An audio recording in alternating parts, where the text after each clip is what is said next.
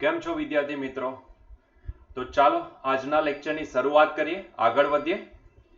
તો question number આપણે 31 ઉપર આવ્યા છે.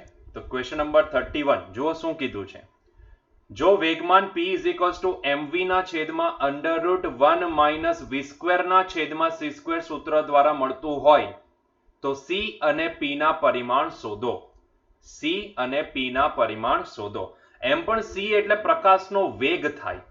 એટલે તમે જો કદાચ આને આઈડેન્ટિફાઈ નહીં કરી શકો કે c શું છે, તો તે વખતે તમારે બીજી પદ્ધતિનો અહીંયા ઉપયોગ કરવો પડે.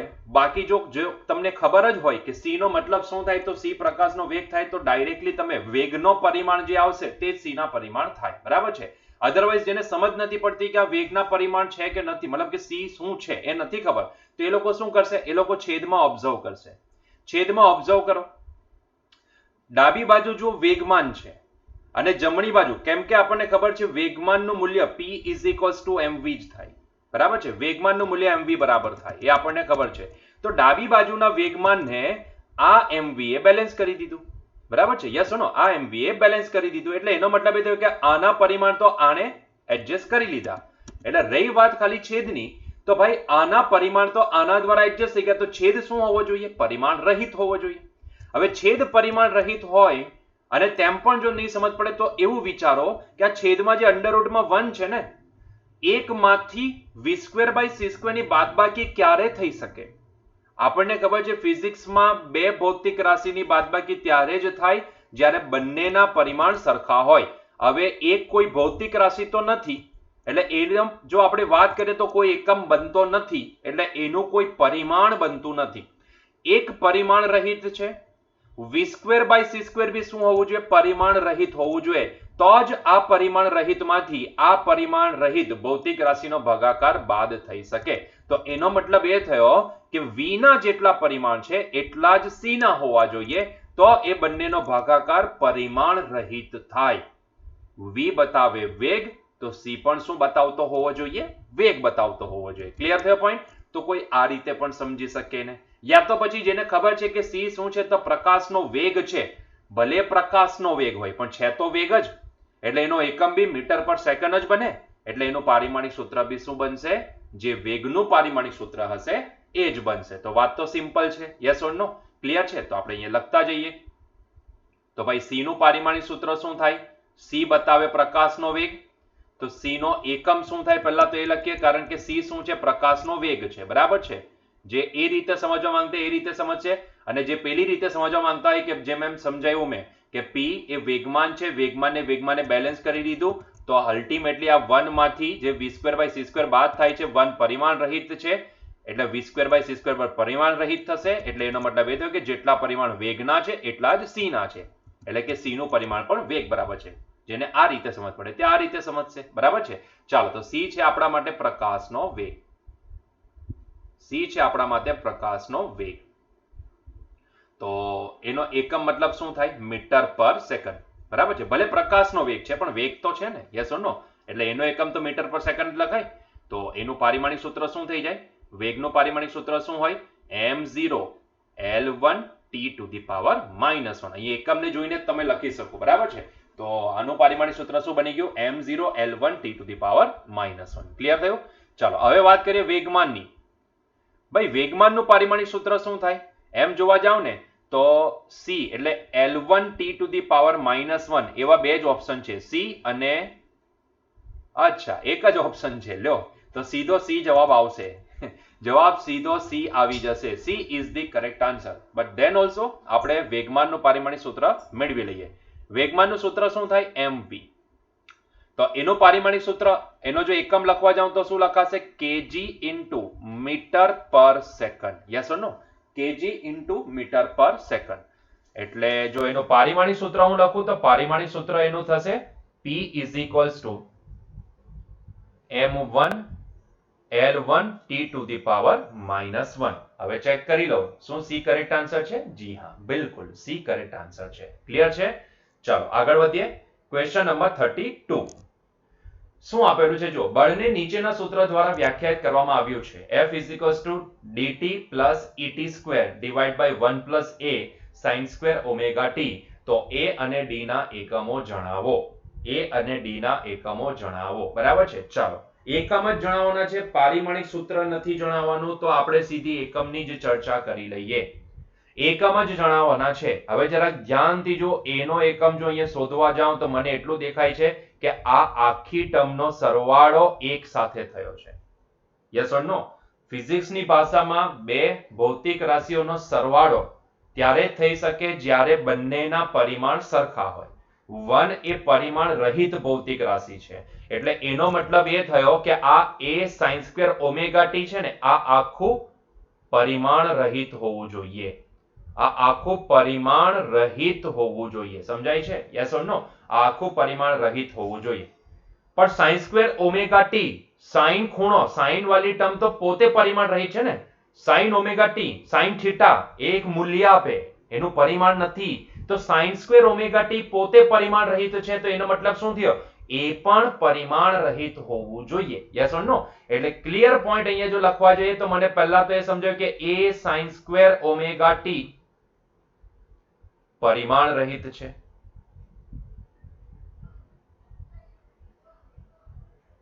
પરિમાણ રહિત છે કે નહીં? યસ ઓર નો? પણ sin સ્ક્વેર ઓમેગા t તો પોતે પરિમાણ રહિત ને. પણ sin સ્ક્વેર ઓમેગા t પોતે પરિમાણ રહિત, તો એનો મતલબ એ થયો એ પણ શું હોવું જોઈએ? પરિમાણ રહિત.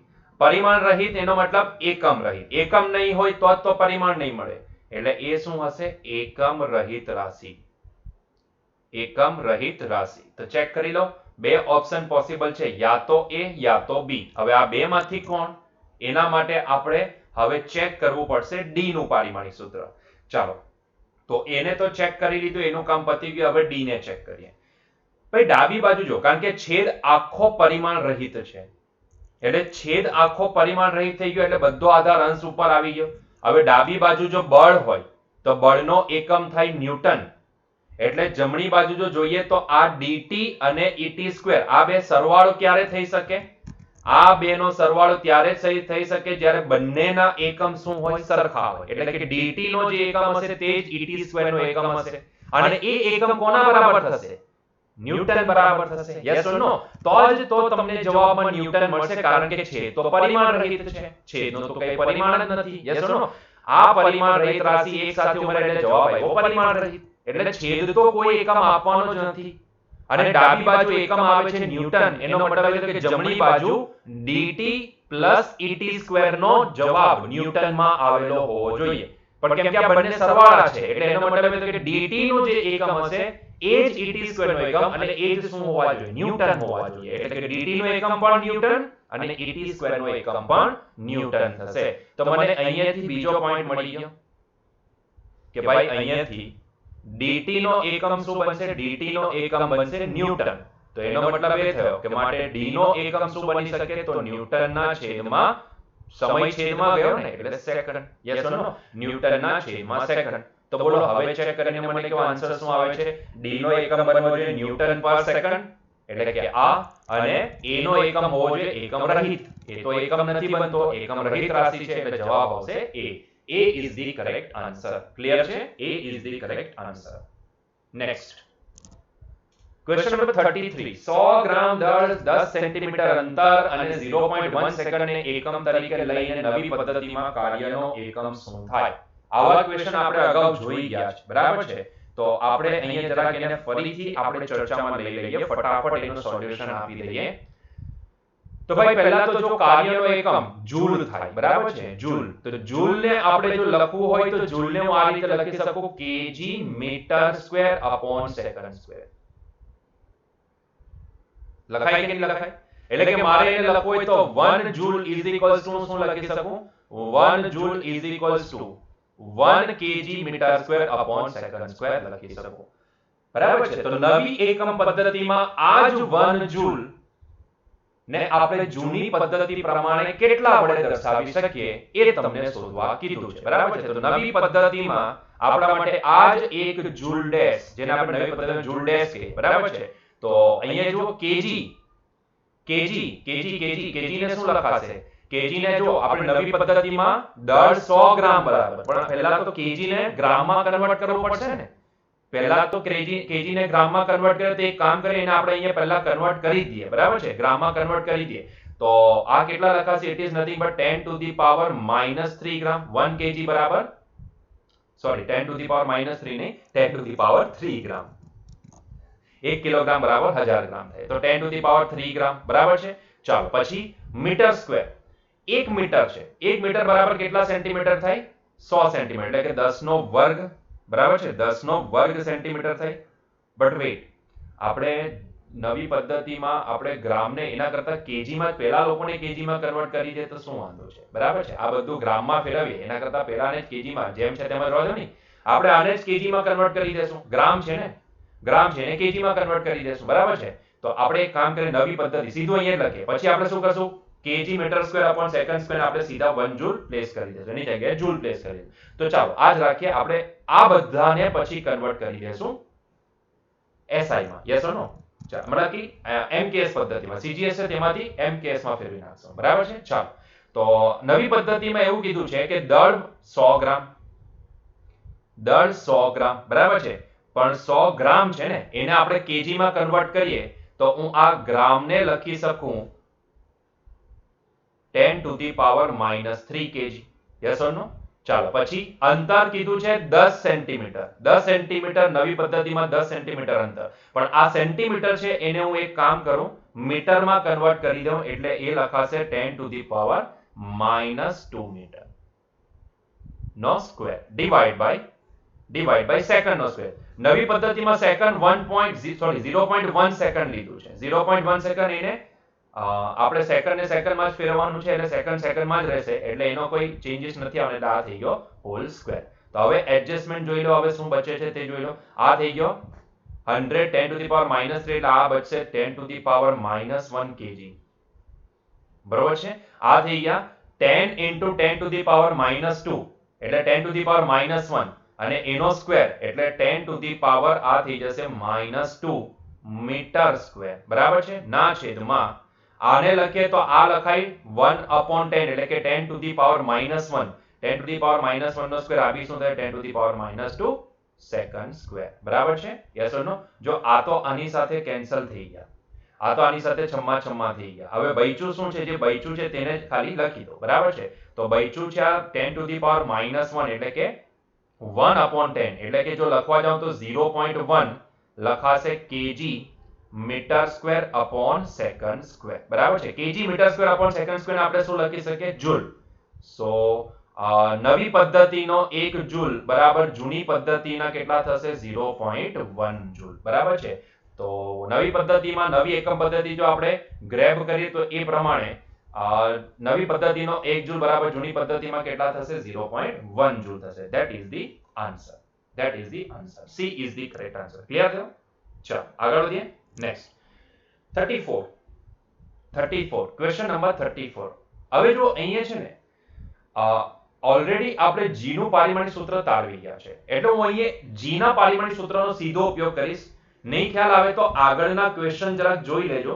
આગળના ક્વેશ્ચનમાં આપણને નંબર તો નથી ખ્યાલ, પણ આગળના કોઈ ક્વેશ્ચનની અંદર આપણે એ વસ્તુ જોઈ ગયા છે, બરાબર છે, જ્યાં g નું પારિમાણિક સૂત્ર આપણે તારવેલું હતું. ગ્રેવિટેશનલ કોન્સ્ટન્ટ, બરાબર છે, 132 માઇનસ પ્લસ માઇનસ એવું કંઈક યાદ હોય તો, બરાબર છે. સૂત્ર હતું F = gm1 m2 ના છેદમાં r², અને એમાંથી આપણે કેપિટલ G ને કરતા બનાવેલો હતો, અને એનું પારિમાણિક સૂત્ર આપણે તારવેલું હતું. પણ કેમ કે એ ઓલરેડી આપણે તારવેલો હતો, એટલે અહીંયા હું સીધો એનો ઉપયોગ કરીશ, બરાબર છે. હું અહીંયા સીધો એનો ઉપયોગ કરીશ. હવે તમને શું કીધું છે તે જુઓ.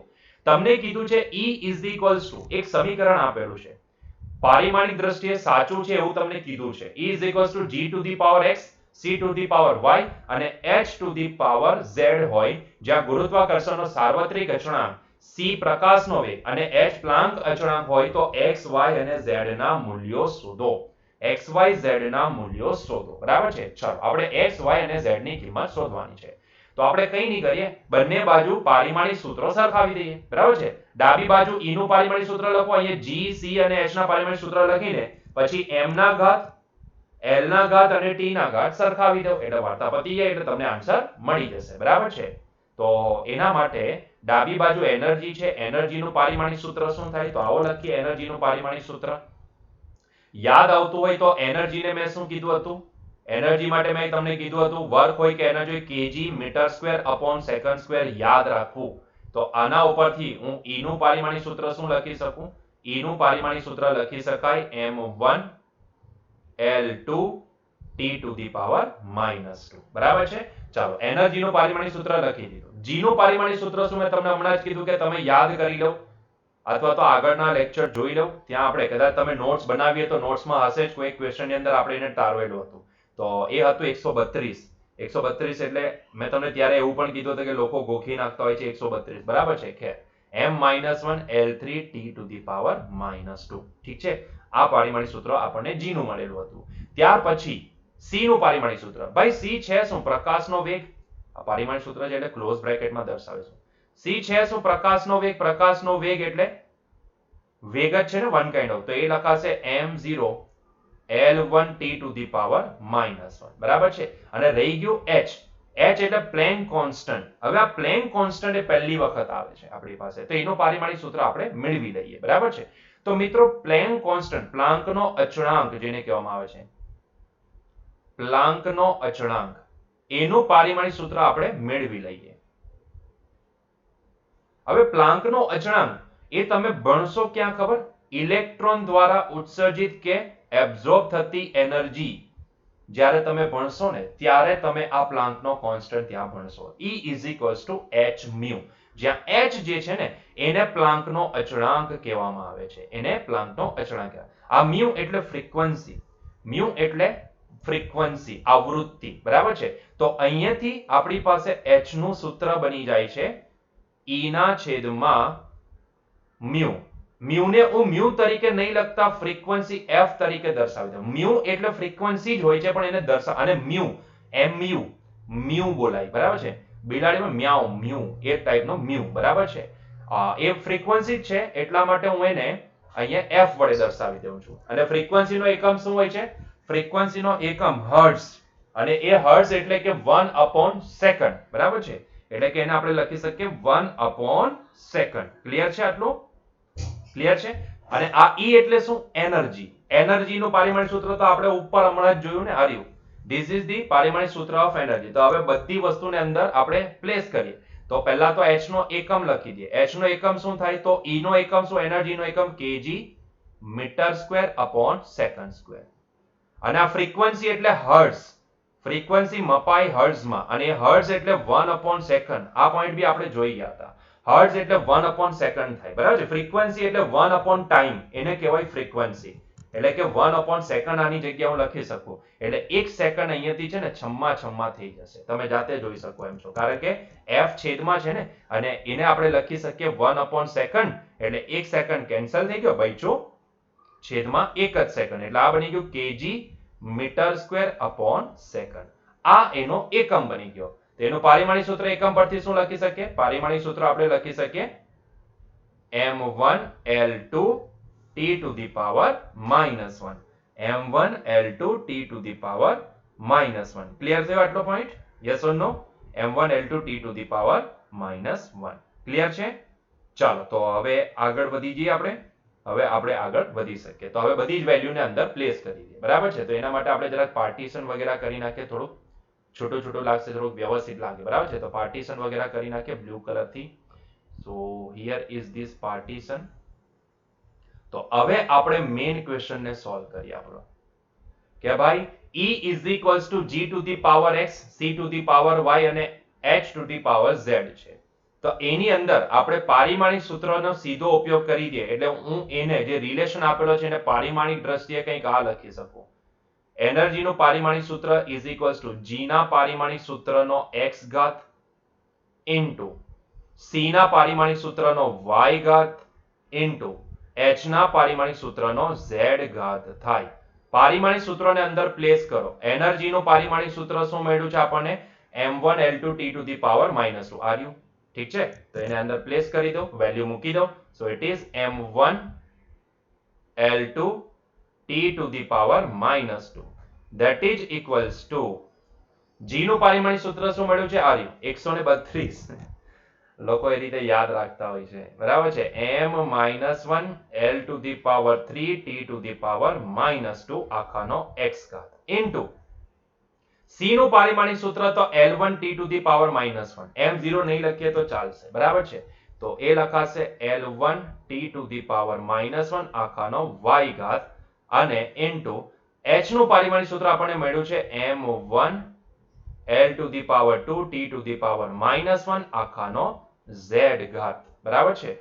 ચાલો તો હવે આ બાજુ લખી દઈએ m1 l2 t to the power -2 that is equals to આ થઈ ગયો m નો -x ઘાત l નો 3x ઘાત t નો -2x ઘાત l નો y ઘાત t નો -y ઘાત m નો z ઘાત l નો 2z ઘાત અને t નો -z ઘાત.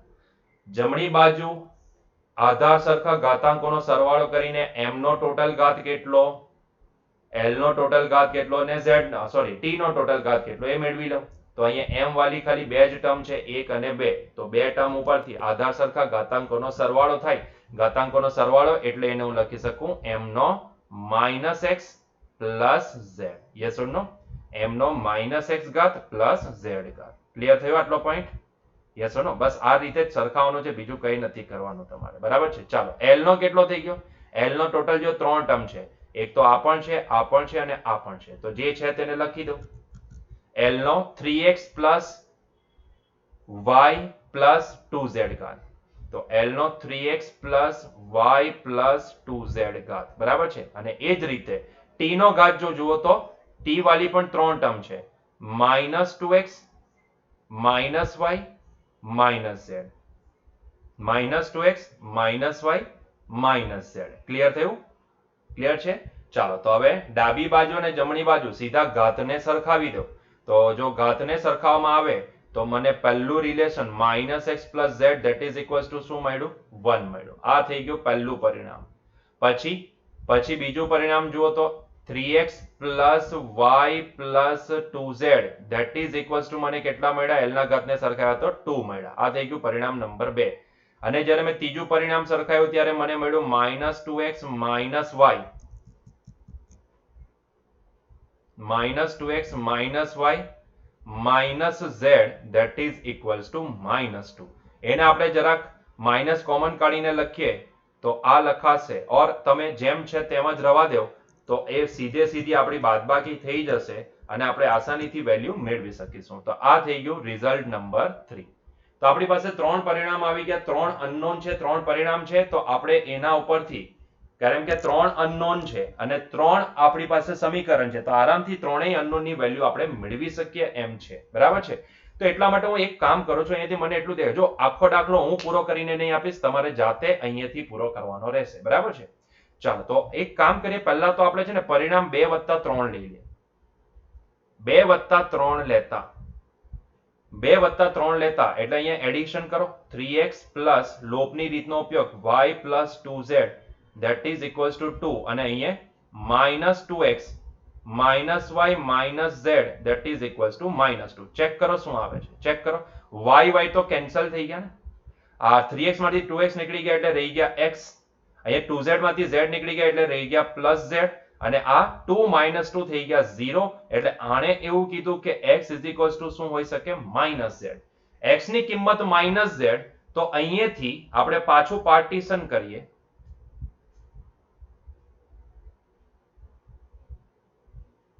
So this is the partition. So x ની કિંમત -z બરાબર એટલે કે પરિણામ 1 માં જો x -z મૂકી દઈએ તો આપણને અહીંયાથી કંઈક રિઝલ્ટ મળી શકે એમ છે, બરાબર છે. ધ્યાનથી જોજો. આ x is equals to -z ને પરિણામ 1 માં લેતા so માઇનસ x ની જગ્યાએ માઇનસ, ભાઈ ઓલરેડી x ની આગળ માઇનસ હતું અને x ની કિંમત પાછી -z એટલે ટોટલ તો માઇનસ માઇનસ પ્લસ થઈ જશે. z that is equals to 1 એટલે આ થઈ ગયા minus minus plus plus z એટલે થઈ ગયા 2z that is equals to 1 એટલે કે z ની કિંમત કેટલી આવી? અહીંયા 1/2 આવી. z ની કિંમત 1/2 આવી તો આપણને ખબર છે કે તો x ની કિંમત -z બરાબર, એટલે એનો મતલબ એવો થયો કે x ની કિંમત કેટલી હોવી જોઈએ? -1/2 હોવી જોઈએ. યસ ઓર નો? કેમ કે x ની કિંમત -z બરાબર છે. યસ ઓર નો? તો જો હવે ચેક કરી લો કોઈ ઓપ્શન એવો છે કે જેમાં મેચ થયો છે. x ની કિંમત -1/2 અને z ની કિંમત 1/2. x ની કિંમત -1, z ની કિંમત 1/2 એવા બે ઓપ્શન મને દેખાય છે, એક b અને બીજો c. હવે b અને c માંથી કયો સાચો આન્સર એ જાણવા માટે હવે કમ્પલસરી તમારે y ની કિંમત મેળવવી પડે. બરાબર છે? હવે એ કામ કોણ પૂરું કરશે?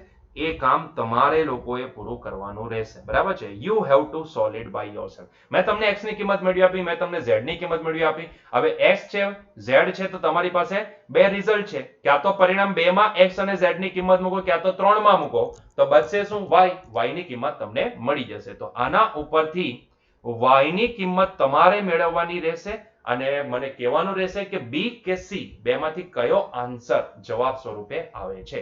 Do it by yourself. મેં પહેલા જ કીધું હતું કે આ દાખલો તમારે જાતે ગણવાનો છે. મેં તમને x અને z મેળવીને આપી દીધા. હવે એ x અને z ની કિંમત ખાલી પરિણામ 2 અથવા તો 3 બેમાંથી કોઈ બી એક પરિણામમાં મૂકી દો નહીં તો તમને y મળી જશે. બરાબર છે? હવે એટલું તો થઈ શકે ને?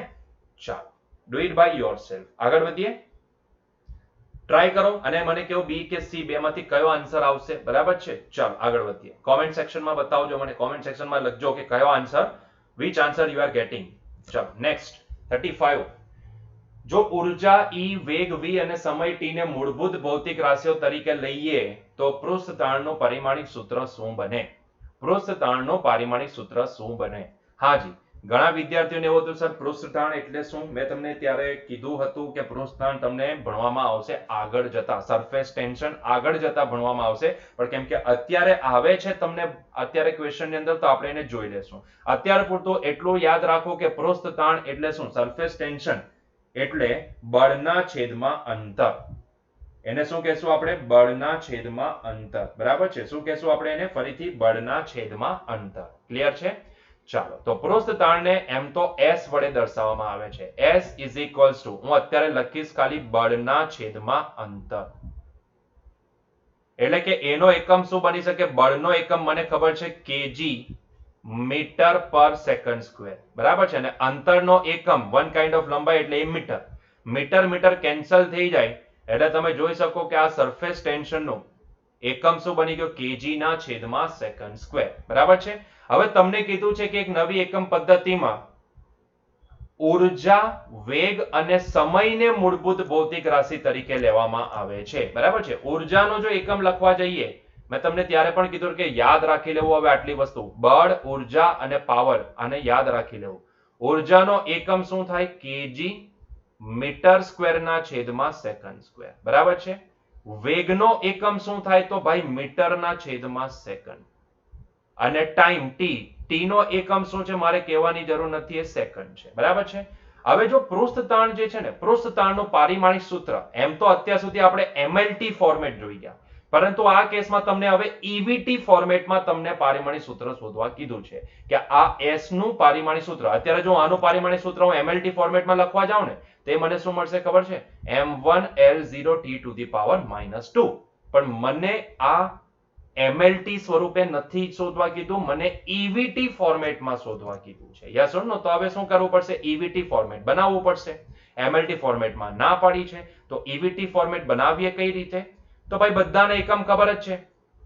એવું કંઈક શોધો, જેમ કે અહીંયા હું kg ની જગ્યાએ m સીધો મૂકી શકું, s ની જગ્યાએ t સીધો મૂકી શકું, તેવી રીતે આને કંઈક એડજસ્ટ એવું કરો કે જેથી મને અહીંયા સીધે સીધું કંઈક એવી ટર્મ મળે જેને હું સીધો e લખી શકું, કંઈક એવી ટર્મ મળે જેનો સીધો v લખી શકું, અને કંઈક એવી ટર્મ મળે જેને સીધો હું t લખી શકું. બરાબર છે? તો એવું અહીંયા એડજસ્ટમેન્ટ કરી દો એટલે આપોઆપ EVT ફોર્મેટ મળી જશે. તો એક કામ કરું, પહેલા e નો એકમ શું છે? kg meter square upon second square. મને અહીંયા એટલું દેખાય છે કે અહીંયા kg ના છેદમાં સેકન્ડ સ્ક્વેર તો છે. હવે જો મારે અહીંયા e બનાવવો હોય તો મને મીટર સ્ક્વેર અંશમાં જોઈએ. તો આપણે એક કામ કરીએ ને, મીટર સ્ક્વેર વડે ગુણી નાખીએ અને મીટર સ્ક્વેર વડે ભાગી નાખીએ. બરાબર છે? તો મીટર સ્ક્વેર વડે ગુણતા અને ભાગતા, તો આટલું કરવાથી મને ફાયદો શું દેખાયો? મને ફાયદો એ દેખાયો કે ભાઈ આ તો આખો બની ગયો શું? e. એટલે આની જગ્યાએ આપણે e લખી શકીએ. રહી વાત આ 1 અપોન મીટર સ્ક્વેરની. હવે અહીંયા મારે મીટર સ્ક્વેર ને એકલો તો રખાય નહીં, પણ હું એવું કરી શકું અહીંયા જો એડજસ્ટમેન્ટ એવું કરી દઉં કે જેથી ભાઈ હું અહીંયા વેગ બનાવી શકું, તો અહીંયા એની જગ્યાએ હું વેગ લખી શકું. એટલે અહીંયા હું શું કરીશ, અહીંયા છેદમાં, કેમ કે વેગનો એકમ મીટર પર સેકન્ડ છે, તો અહીંયા આને સેકન્ડ સ્ક્વેર વડે ગુણતા અને ભાગતા આવું કંઈક લખી શકું, છે કે નહીં? તો આ થઈ ગયો આખો વેગ અને આ થઈ ગયો આખો સમય. યસ ઓર નો? તો પતી ગયું. આને ઈ લખી શકાય, ધ્યાનથી જો, આને ઈ લખી શકાય, અને વી લખી શકાય, ને આને ટી લખી શકાય. એડજસ્ટમેન્ટ થઈ ગયું. બસ આટલું જ તો કરવાનું છે. તમારે ઈ નો એકમ બનાવવાનો, પછી વી નો એકમ બનાવવાનો એડજસ્ટમેન્ટ કરીને, પછી ટી નો એકમ બનાવવાનો. આટલું બનાવી દે. આ ઈ નો એકમ બનાવ્યો, ત્યાર પછી વી ને એડજસ્ટ કર્યો, વી નો એકમ બનાવ્યો, અને ત્યાર પછી આપોઆપ ટી જે બચેલો હતો તેને ટી સ્વરૂપે લખી દીધું. આટલું જ તો સિમ્પલ છે. યસ ઓર નો? તો ચાલો આને લખી શકીશું આપણે ઈ, એટલે એને જરાક આપણે વ્યવસ્થિત લખીએ તો kg metre square upon second square નો 1 ઘાત, બરાબર છે, ઇન્ટુ આ 1 અપોન મીટર પર સેકન્ડ સ્ક્વેર છે ને, આને હું લખી શકું 1 અપોન મીટરના છેદમાં સેકન્ડ નો 2 ઘાત, ઇન્ટુ આ લખાશે 1 અપોન સેકન્ડ નો 2 ઘાત. ક્લિયર છે? ચાલો આને તો લખી દીધા આપણે ઈ, kg metre square upon second square, એ તો લખાશે સીધો એનર્જી, મતલબ કે ઈ નો 1 ઘાત, ઇન્ટુ આને આખો v નો 2 ઘાત, પણ એ છેદમાં છે ને, એને અંશમાં લખો એટલે v નો કેટલો થઈ ગયો, -2 ઘાત, ઇન્ટુ આ 1 અપોન સેકન્ડ સ્ક્વેર, અંશમાં લખો એટલે t નો કેટલો થઈ ગયો, -2 ઘાત. તો ભાઈઓ s નું પારિમાણિક સૂત્ર, ભાઈઓ અને બહેનો, s નું પારિમાણિક સૂત્ર શું આવી ગયું, evt સ્વરૂપે, e1 v2 t to the power -2, e1 v2 t to the power -2. કયો આન્સર આવશે? Answer is A. A is the correct answer. Clear છે? તો અહીંયા આપણો આજનો લેક્ચર પૂરો કરીએ છીએ. તો મિત્રો મળીશું નેક્સ્ટ લેક્ચરમાં. Till that enjoy your day.